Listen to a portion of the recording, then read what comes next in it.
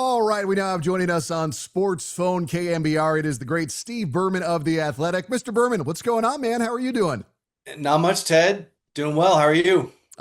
Just rolling along and waiting for the start of the NFL season. And I wanted to ask you about this because I got to thinking, always dangerous when I get to thinking, but with the 49ers headed to Australia, even if Pablo Torre told us that it's not the substation, I feel there's a very high possibility that there's going to be some sort of what we would call a catastrophic injury, whether that's an ACL, an Achilles, quadriceps tendon, whatever it is. And so I'm just curious, if that happens, at what point is there going to be pushback from the union about these road trips to different time zones and different continents? Because I can't find a direct parallel beyond Liga MX teams coming up to play Major League Soccer. Even the European teams that travel, they come to the United States for like an extended stay so that you could, it used to be you could see Messi with FC Barcelona because they were going to do the tour around America, and it's not the high profile intense games. And it's also soccer, which is not as violently injurious as the NFL. So like, how long does this international expansion keep on going with the NFL? Yeah, I think that it's going to be more on a team by team basis in terms of the complaints. And we know that this 49ers team is not above complaining about their situation in terms of travel. Remember the Super Bowl when they were in Las Vegas and they got the lesser practice facility because they were the road team. And there were some mumblings that Dre Greenlaw's injury, he's dealing with, I guess, some sort of either calf or Achilles tendonitis kind of leading into the game. That weird playing surface that they were at UNLV contributed to him tearing it during the Super Bowl, which I think, it's sort of like the Draymond Green suspension in 2016 in the finals, like one of those deals where fans will go, you know what, if that didn't happen, we actually probably win the championship that year. And then this year they have the two different international games. They got to go to Mexico too. So I think that teams might be complaining about this. On the other hand, others have said one of the things the 49ers have had to deal with a lot is these international games is because and sort of weird scheduling with prime time. It's because they say no to Hard Knocks, the NFL says okay, and they've also gotten two Super Bowls pretty recently, probably the second one more recently than you would have expected. And by proxy, all right, well, if you're not doing Hard Knocks and you get these Super Bowls, then you're going to go wherever we send you. Yeah. So I think there's that portion. I think the players union probably their biggest fight right now is not the international part, but AstroTurf. The artificial surfaces, while much better than they were when we were children, when it was pretty much carpet on top of cement. MetLife Field is a subject that has been talked about many times, Niners included, obviously, with Bosa and Solomon Thomas in the same game. I think that's really where they are, especially after seeing the World Cup, where all of these places that have artificial surface threw grass on, and on TV it looked fantastic. One of the things the NFL owners say, not say, but it's been said, is that the NFL owners actually like the artificial surface because they think it looks better on TV. Which is an interesting take. And I guess it tells you that that's the whole NFL is much more a TV property now than actually going to the games. But I look at how there's not even a consensus on when to arrive. Like I would have thought that the Rams and the 49ers would be on similar schedules, and the Rams are saying they're citing previous travel and saying, no, we're going to go right beforehand. It's not going to be a lead up. And I find that kind of staggering because not that I'm wishing this upon anyone and I feel bad for bringing it up, but if the Rams schedule coincide with a catastrophic injury for their team, everyone's going to point to that, even if that is only a correlation and not necessarily a causation. Sure, absolutely. I think there's a lot of science that is yet to be done about a lot of these things with travel. Nowadays, a lot of teams would have, talk about the NBA, for example, a lot of teams will stay the night instead of fly back on a sort of a red-eye flight. They say that sleep experts tell them that it's better just to sleep in that hotel and then fly back the next morning, whereas they didn't used to do that before. Is that really helped the NBA in terms of injuries? I'm not so sure. Definitely not with Achilles tears, but that could be based on a whole other set of circumstances.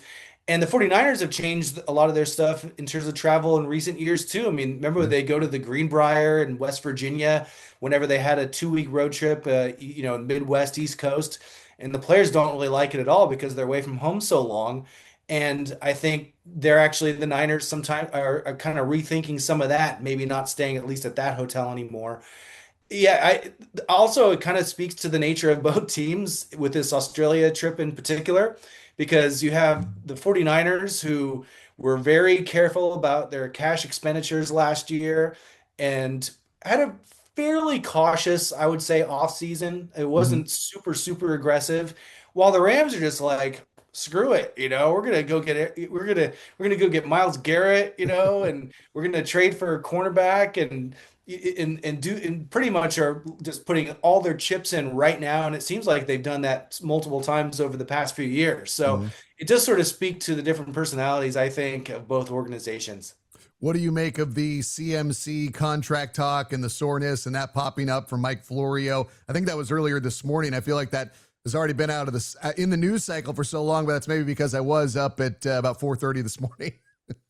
Well, probably not a coincidence that these types of things that we talked about after Jonathan Taylor got paid, and you have multiple running backs. Bijan Robinson got paid, and then Jahmyr Gibbs got paid like Mhm. right afterwards, like just barely over that.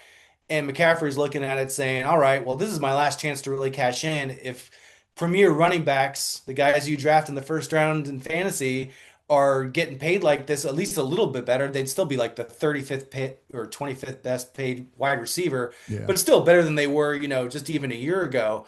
Then now is the time to strike. And the 49ers are kind of over a barrel, just like they are with Trent Williams, too. I mean, what are they going to do?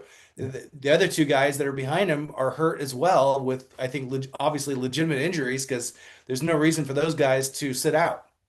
When CMC has a heavy load year, as they call it, they say he's not as good the next year. I don't know how accurate that is. What are you expecting to CMC this year, knowing how much work he did last year? I don't know if it's in Kyle's nature to do anything other than maximize CMC for every single game that he could possibly play.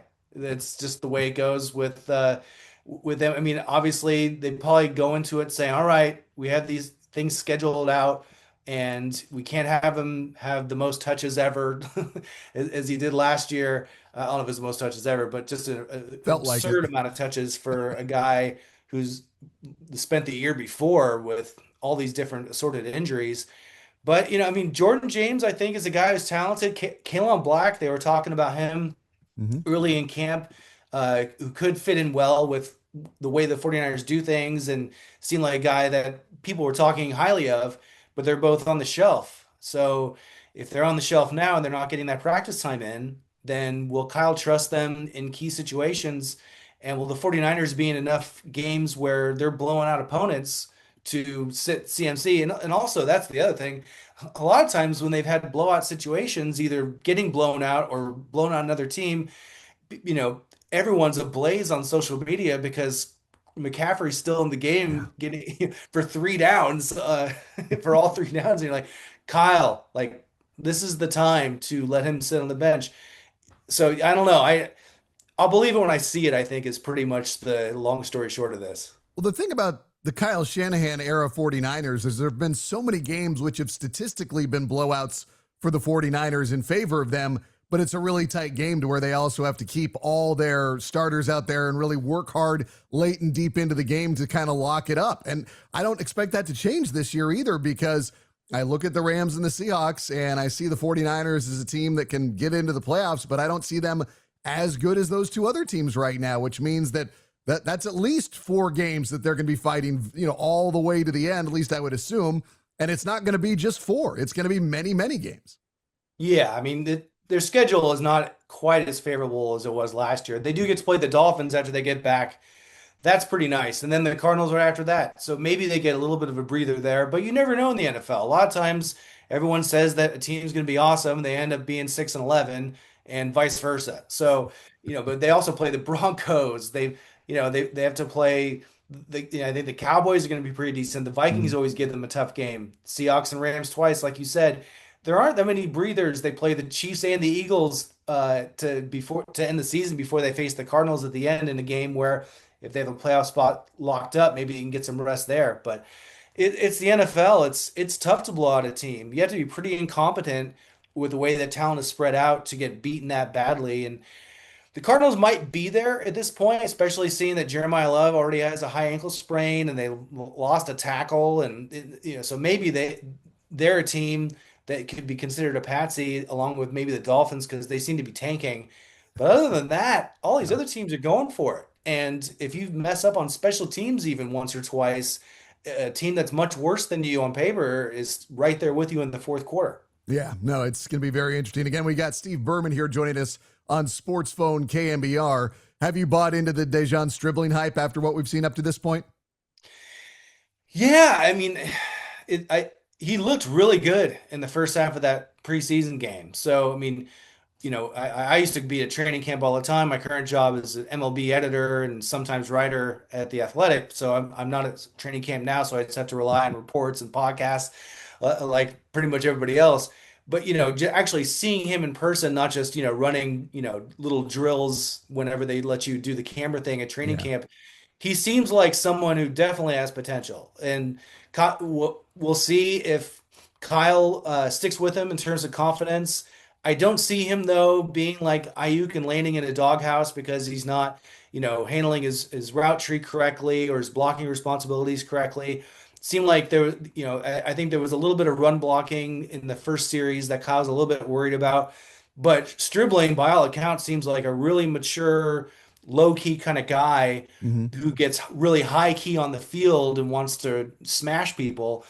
And that fits in real well. And so does the speed element too. I mean, it just takes the top off of the defense in a way that a lot of, that Jawan Jennings wasn't able to. No. When you have him as your number one receiver, you're kind of limited to certain pockets of the field. So even when Stribling isn't involved in the play in terms of target, he could still actually help out a lot with the underneath crossing stuff. It helps out Debo quite a bit. And then you have Mike Evans, as long as he can stay healthy, doing his thing. I do think that I understand now why the pick was made for sure. Just watching Mm-hmm. him, the catch on the side down the sideline was fantastic. But also just even though I'm pretty sure he was probably out of bounds on that one play, but the way that he pushed forward for a couple extra yards, that's something that fires a team up. That's Right. obviously something that gets first downs, which is even more important. And it seems like he's a guy who at least you could trust him to be on the field a majority of the time from pretty much jump. We are joined by Steve Berman of The Athletic here on Sportsphone KNBR.